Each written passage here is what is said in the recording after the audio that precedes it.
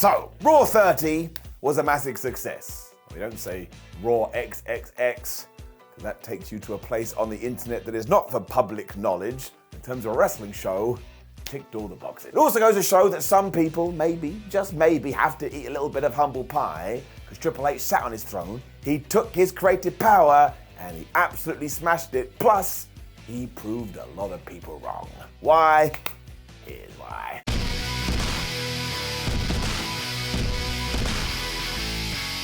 The first reason does tie into the fact that this was a nostalgia show, and usually when we do see these, your brain kind of melts and then runs out of your ear. I mean, even back in October 2022, we had that DX reunion show.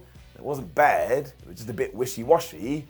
We'd all forgotten about it in 24 hours. This does matter though, as the game was also in charge when that went down. So when this Nostalgia Fest was mentioned with the usual legends, everybody pondered exactly how it was going to be, especially because WWE hyped this as the biggest thing since the last time they'd done it. I also do think there were some expectations there, because there always are, when we took a baseball bat and we just knocked it out of the park. And it's not the noise of a baseball being hit, but you're going to have to deal with it. I mean, for one, look at the damn rating. Now, there were a lot of outside circumstances that helped this, in the sense that there was no NFL on this particular week, and the first hour of Raw was commercial-free. But 2.34 million viewers and a 0.70 in that heralded demo. Those are absurd numbers no matter how you slice it, especially when you looked at the first hour, because people did tune in, and they must have liked what they saw even when the adverts did come raining down, because for the most part, they stuck around. Now, if we were businessmen, we'd be able to call this an instant success, but we're nerd fans, and don't forget, as a nerd fan, you don't really have to care about who else is tuning into the damn thing. You just have to enjoy it. But when it comes to those opening 60 minutes, I don't know about you, but I was having a hoot. I mean, everything with the Bloodline was just such an emotional roller coaster, and the performances that every single person put into this. I mean, just go and look at Sami Zayn's face when he's about to be Samoan spiked by Solo Sikoa until Jey Uso pops in and saves the day. He goes from someone that is totally ready to accept his fate to being like a lost little puppy. I can't believe I've been found. So don't come into my house and tell me he's not an all-timer based on facial expressions alone. And of course, Roman Reigns was awesome too. He was just going through the entire gambit. And the whole thing left me going, well, what's going to happen now? Could we even get a situation where the Usos and Sami Zayn team up to take out the rest of the Bloodline? Now, I don't think that's going to happen, but the fact the thought even popped up there, good things are happening. The following tag match was also wonderful, as Sami took the place of an injured Jimmy Uso to help Jey so they could retain the tag team titles. And there was something else to this too, because if you are a long-term viewer who tunes in week and week and week, all of a sudden you got a massive reward. Because not only did we have all those clips during the trial of Sami Zayn, which went through the last 6 months of television, but of course, when Jimmy did get injured, Adam Pearce was there, and he went, well, look, to be honest with you, I did the same for the Judgment Day when they became the #1 contenders, so if you do want to substitute in, who am I to tell you otherwise? I almost fell on the floor during that. I was like, oh my gosh, me wasting all this time has finally counted. I mean, that is top tier booking, and it also means that's Triple H, and all this cynicism was then blown away. Apart from that one guy who just hates everything, and if you made him the WWE Unified Champion, he'd be like, I don't want to be the WWE Unified Champion, because that's just what happened.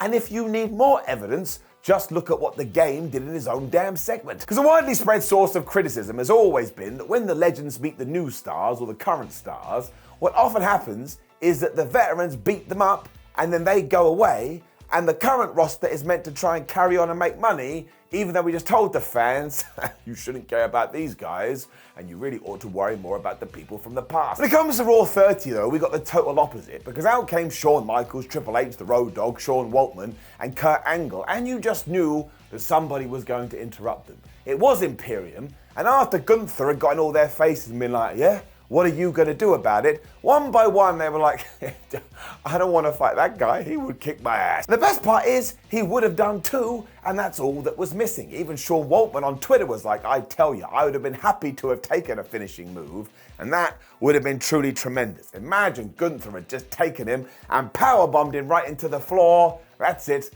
off he goes to the main event. Even still though, this was absolutely tremendous television because once again, what is the message we're sending to the fans? Here's an intimidating group, and maybe you should keep an eye on them. FTR and Dax Harwood have also talked about when they came face to face with D-Generation X in a similar scenario, and yeah, I totally get it, it's not doing anything. However, this was totally different, and it should restore your faith in someone like Triple H. Because he was controlling this, and he wanted to make sure the spotlight was on the relevant people.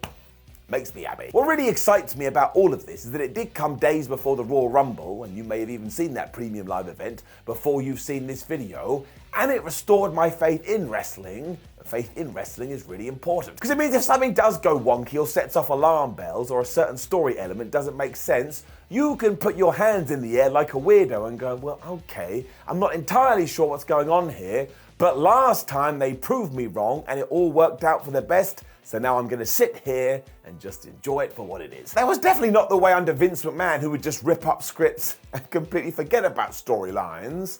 And after a while, it just became so damn infuriating. And look, Raw 30 wasn't perfect by any stretch of the imagination, especially when it came to the female performers. Like Becky Lynch versus Bayley getting cut was not good at all, especially because it was going to be in a cage.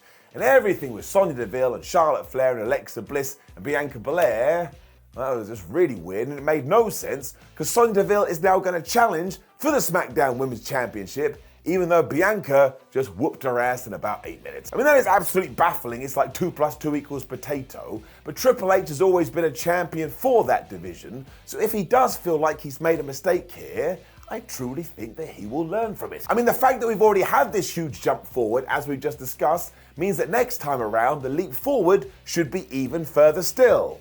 Unless McMahon does come back and sit in that big boy chair. I don't want to think about that.